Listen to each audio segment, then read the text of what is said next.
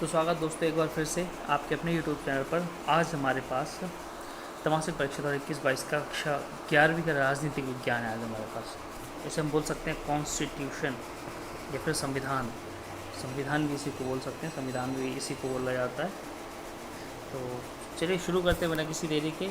आपके पास वही आपका 80 अंक का रहेगा और टाइमिंग आपकी रहेगी। टाइम भी 2.5 घंटे लगभग रहेंगे। कम कर दिए, पहले 3 घंटे थे, अब 2.5 घंटे दे रहे हैं। क्वेश्चन पेपर इजी आता है, थोड़ा छोटा भी आने लगा है, बट हो सकता है आगे बढ़ा दें। तो चलिए बिना किसी देर के स्टार्ट करते हैं। आपका पहले क्वेश्चन को लेकर चलता हूँ। पहला क्वेश्चन है सही विकल्प को चुनना। तो आपको सीधा क्वेश्चन की ओर लेकर चलता हूँ। मैंने आपको यहाँ पे पूरा एक पेपर दे रखा है, पूरा का पूरा कैसा आ सकता है, चांसेस दिए हैं। और इसमें भी आपको ये जो मैंने क्वेश्चंस दिए ना, वो लगभग 60% और 65% के बीच में चांसेस हैं कि वो आ जाएगा क्वेश्चन पेपर। क्वेश्चन इसमें से आ जाएंगे 65% तक मैं दे रहा हूँ आपको कि हाँ चांसेस हैं कि आ सकते हैं। तो बिना किसी देरी के चालू कर दें। और अगर अभी तक आपने वीडियो को लाइक नहीं किया तो प्लीज़ वीडियो को लाइक ज़रूर कर दें। आगे बढ़ते हैं। पहला क्वेश्चन है, भारतीय संसद में कितने सदन होते हैं? भारतीय संसद में 2 सदन होते हैं। कौन कौन से? पहला होता है लोकसभा और राज्यसभा, दूसरा राज्यसभा। ये दोनों सदन हो गए। आगे बढ़ते हैं। तो विकास से तात्पर्य क्या? दूसरा है विकास से तात्पर्य क्या, तो इसका आंसर हो जाएगा आपकी उन्नति। आगे बढ़ते हैं। ये सही विकल्प है। आपको 4 ऑप्शन दिए रहेंगे उसमें, इसमें से आपको एक चेक करना है। ये आपका ये ऑप्शन सीधा आंसर दे दिया है मैंने। अगला है, भारत के उपराष्ट्रपति का कार्यकाल कितना होता है? तो 35 वर्ष होता है। 35 वर्ष ही ये सिर्फ रह सकते हैं। तो चलिए आगे बढ़ते हैं। चौथे की बात करता हूँ ना मैं। तो चौथा क्या कहता है कि निर्वाचन आयोग की अध्यक्षता कौन करता है? तो निर्वाचन आयोग की अध्यक्षता हमेशा राष्ट्रपति करते हैं, वो भी पदेन राष्ट्रपति। पूर्व राष्ट्रपति नहीं कर सकते। जो पद पे हैं तब उस टाइम पे कार्यकाल उनका चल रहा है, वो संभाल रहे हैं, वही कर सकते हैं। आगे बढ़ते हैं कि स्वराज मेरा जन्मसिद्ध अधिकार है, मैं इसे लेकर रहूँगा। ये किसने कहा था? कि बाल गंगाधर तिलक जी ने कहा था कि स्वराज मेरा जन्मसिद्ध अधिकार है और मैं इसे लेकर रहूँगा। चलिए आगे बढ़ते हैं।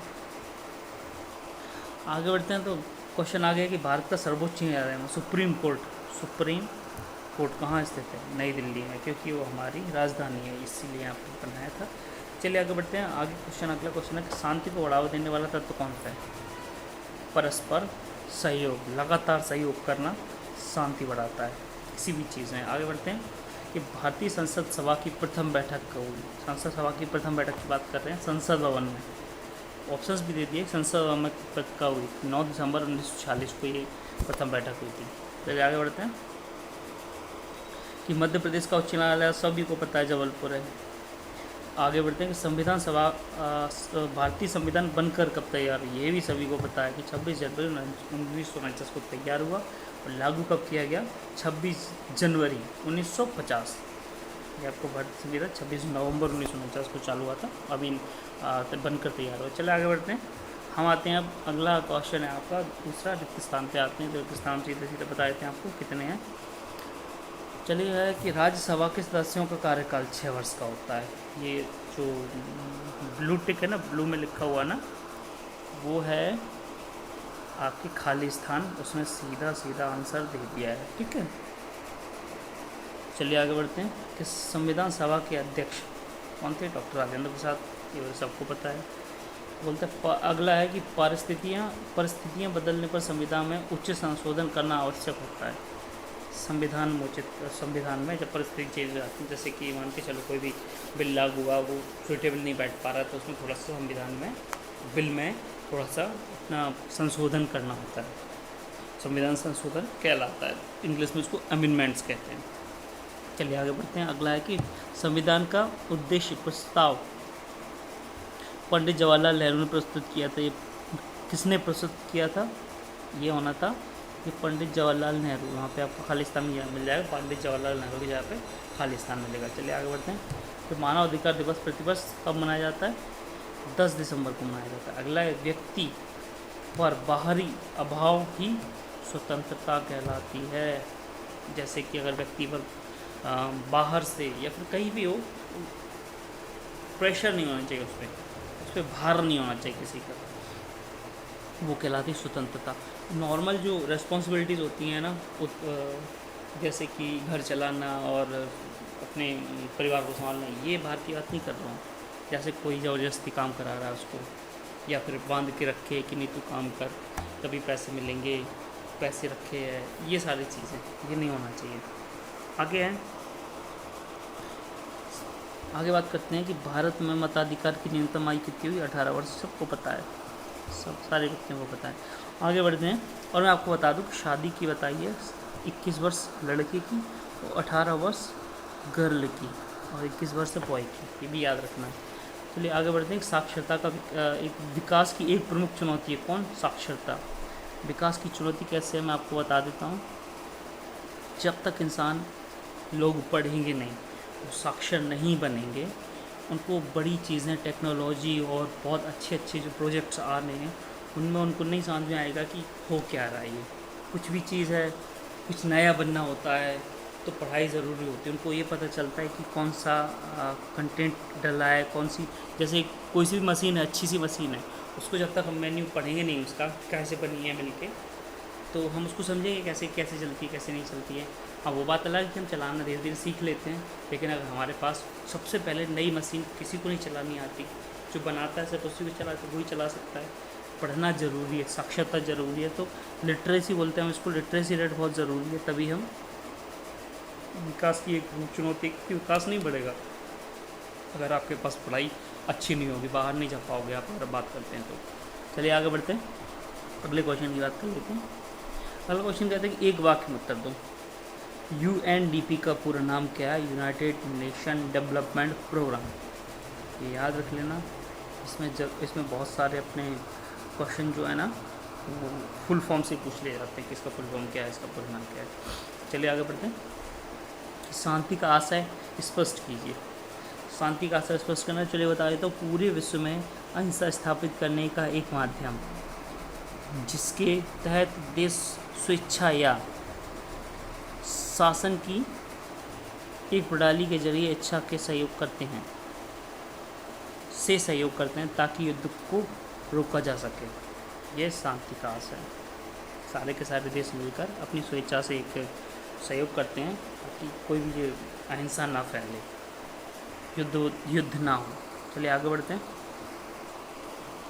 अगला क्वेश्चन क्या कहता है? अगला क्वेश्चन कहता है कि संसद के 2 सदनों के नाम लिखिए। जैसे मैंने आपको ऊपर ही बता दिया था कि लोकसभा एवं राज्यसभा से मिलकर बनती है संसद। राज्यसभा, लोकसभा और राष्ट्रपति, संसद मिलकर बनती है, तो उसमें से 2 आ गए। चलिए आगे बढ़ते हैं। भारतीय संविधान बनने में कितने वर्ष का समय लगा? सभी को पता है कि 2 वर्ष 11 माह 18 दिन और 144 दिन पूरी बहस चली कि हाँ क्या किया जाए बनने के बाद। चलिए आगे बढ़ते हैं। अगर ये शायद सही है, कंफर्म नहीं है, लेकिन फिर भी आप चेक कर लीजिए एक बार, अगर आपकी इच्छा है तो, जानने की इच्छा है तो, जानने के इच्छुक हैं कि कितनी दिन बहस चली, तो आप बिल्कुल जान सकते हैं, नहीं तो कोई बात नहीं, इंपॉर्टेंट है वैसे तो। 5वीं बात कर लेते हैं। राष्ट्र की बुनियादी पहचान क्या होती है? राष्ट्र की बुनियादी पहचान होती है कि संविधान किसी भी राष्ट्र की, संविधान जो है ना किसी भी राष्ट्र की बुनियादी पहचान होती है। आप देख लीजिए पूरे विश्व का संविधान, पूरे विश्व में है, सब लोगों के पास संविधान है, बस इंग्लैंड को छोड़कर। इंग्लैंड का कैसा संविधान है? इंग्लैंड का संविधान है, लिखित संविधान नहीं है इंग्लैंड का। जो महारानी एलिजाबेथ बोल देती है ना, वही उनका कानून बन जाता है। महारानी एलिजाबेथ ने वहाँ की, वो बोल देती हैं, वही उनका कानून बन जाता है। लेकिन बहुत सोच समझ के बोलती हैं, वो भी पढ़ी लिखी हैं। चलिए आगे बढ़ते हैं। 6वीं की बात करते हैं कि संघ के समस्त कार्य पालिका शक्ति किस में है? सब कुछ किस में पावरफुल है? पावरफुल इंसान कौन है? राष्ट्रपति। देखिए बता दूं आपको कि संघ की बात कर रहे हैं, संघ मतलब हमारा देश, पूरा राष्ट्र। तो बात करते हैं हम थोड़ी सी डिटेल की, कि ऐसा नहीं होता कि इसमें, जैसे अगर संविधान की बात करें, संविधान में दिया हुआ है सब, लेकिन संविधान में ये भी दिया है कि एक प्रधानमंत्री होगा, प्रधानमंत्री, जो सारा का सारा कार्यकाल संभाल लेगा, सब कुछ वही संभाल लेगा। सिर्फ राष्ट्रपति सिर्फ इसीलिए है कि हाँ कोई भी चीज़ आई तो वो उस पर साइन कर दें और बिल पारित हो जाए, इसीलिए राष्ट्रपति बनाए गए हैं सब। ऐसे प्रधानमंत्री सब देखते हैं। चलिए आगे बढ़ते हैं। अब आ जाते हैं मेन क्वेश्चन, 3 से 4 प्रश्न वाले, 3 से 4 अंक वाले। चलिए बताता हूँ कैसा कैसा है। राज्यसभा के संगठन तथा कार्यों का वर्णन कीजिए। बहुत इम्पोर्टेंट आप पढ़िएगा संविधान, बहुत मज़ा भी आता है इसको पढ़ने में, ईजी है, बहुत इंपॉर्टेंट है, ऐसा नहीं है कि इंपॉर्टेंट नहीं है। मैंने जो भी क्वेश्चंस लिए आप बहुत इंपॉर्टेंट लिए। और आपको वीडियो पसंद आ रहा हो तो इसको लाइक कर दिए, साथ में चैनल को सब्सक्राइब ज़रूर कर दीजिए। आप लोग चैनल को सब्सक्राइब करते नहीं हैं, प्लीज़ ज़रूर कर दीजिए। हम थोड़ी सी मेहनत करते हैं, हम इतनी मेहनत करते हैं, आप भी थोड़ी सी मेहनत करिए। सिर्फ एक बेल आइकन क्लिक करना है, साथ में रेड बटन क्लिक करना है, इसके अलावा कुछ नहीं करना आप लोग। चलिए आगे बढ़ते हैं। 8वां है कि कार्यपालिका के 4 कार्य लिखिए। कार्यपालिका क्या करती है, इसके 4 कार्य लिखना है। आगे देखते हैं। 9वां, मौलिक अधिकारों तथा नीति निर्देशक तथ्यों में क्या अंतर है, ये आपको बताना है। चलिए आगे बढ़ते हैं। 10वां, राष्ट्रपति बनने हेतु कोई 3 योग्यताएं लिखिए। ये भी आपको लिखना होगा, ये भी आपको बताना पड़ेगा। पहला तो मैं बता देता हूँ कि इंडियन होना चाहिए, भारतीय होना चाहिए। पहला भारतीय ज़रूरी है, और इसकी जो आयु है 35 वर्ष होना चाहिए ज़रूरी। चलिए आगे बढ़ते हैं। अगला है 11वां, मतदाता किसे कहते हैं। मतदाता वही है जिसने 18 वर्ष पूर्ण कर लिया हो, भारतीय हो, ये इनमें भी आ जाता है। चलिए देख लीजिए एक बार, आप गूगल पे चेक कर लीजिए, सर्च कर लीजिए एक बार आप पढ़ेंगे तो सामने आ जाएगा क्या क्या होता है। सेम चीज़ होती है काफ़ी सारी को, और आप बुक में देख लीजिए, बहुत ईजी रहते हैं ये पढ़े तो। अगला है कि 12वां की कार्यपालिका का क्या अर्थ, कार्यपालिका क्या होता है। 12वां क्वेश्चन नंबर 13वीं की बात करते हैं तो एकल संगठन मत पद्धति किसे कहते हैं। ये भी राष्ट्रपति, इसी जो संकल्प पद्धति है ना, इसी के बेस पे राष्ट्रपति का चुनाव होता है। बता दूं आपको मैं थोड़ा सा, प्रेसिडेंट होते हैं ना, ये एकल संकल्प पद्धति के ही बेस पे इनके चुनाव होते हैं। तो चलिए आगे बढ़ते हैं बिना किसी देरी के। अगला है कि भारतीय संविधान की मुख्य विशेषताओं का वर्णन कीजिए। मुख्य विशेषता आपको बताना है कि भारतीय संविधान, मैं आपको बता देता हूँ थोड़ा सा। सबसे बड़ा, सबसे लंबा संविधान भारत का है, ठीक है। सबसे बड़ा लिखित संविधान भी है, लिखित लिख देना, सबसे बड़ा लिखित संविधान है भारत का संविधान, सबसे बड़ा लिखित संविधान है।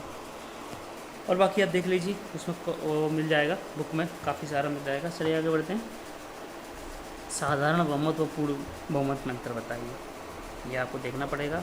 अगला, संविधान के दर्शन के अर्थ की व्याख्या करो। ये भी इंपॉर्टेंट क्वेश्चन है, जो मैंने आपको बताया ना, 5 से 6 क्वेश्चन है, आप बहुत इंपॉर्टेंट। लाइक राष्ट्रपति बनने हेतु, मौलिक अधिकार तथा मतदाता, एकल संकलन पद्धति, भारत संविधान की प्रमुख विशेषताएं। यहाँ पे 1-2 ही छोड़ दो, कार्यपालिका छोड़ दो, ये तो बहुत इंपॉर्टेंट है ही।